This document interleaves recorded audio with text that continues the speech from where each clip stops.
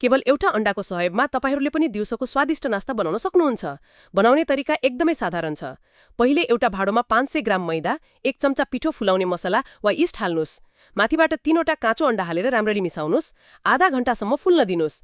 त्यसपछि हरियो प्याजको पात हालेर अलिकति चाट मसला हालेर मिसाउनुस्। अब हातमा तेल लगाएर बोर्डमा सामग्री राखेर सानो डल्ला बनाउनुस्। फेरि हातले चेप्टो पार्नुस्। अब तावा तताएर तेल लगाउनुस् अनि सामग्री राखेर एकपट्टि पकाउनुस्, अर्कोपट्टि पल्टाउनुस्। माथिबाट सुनौलो देखिएपछि तयार हुन्छ सुगन्धित र स्वादिष्ट दिउँसोको नास्ता। पक्नुस्। यदि तपाईहरूले पनि आफ्नो बच्चालाई केवल 10 मिनेटमै टिफिन तयार गरेर दिन वा आफैलाई खान सजिलो परिकार बनाउन चाहनुहुन्छ भने हाम्रो विधि एकपटक प्रयोग गरेर बनाउनुस्। सर्वप्रथम मैदामा नुन हालेर सफ्ट र मुलायम गरी मुछ्नुस्। त्यसपछि यस प्रकारको आकार बनाएर 5 मिनेटसम्म छोडिदिनुस्। अनि मैदालाई पातलो गरी बेलेर यसरी कोर्नुहोस्। अब रेसा बन्दछ। त्यसपछि हाम्रो भिडियोको हरेक स्टेप हेरेर बनाउन थाल्नुस्। यसरी गर्दा तपाईको बच्चाको टिफिन तयार हुन्छ। भिडियो मन परे लाइक, कमेन्ट, शेयर गर्नुहोस्।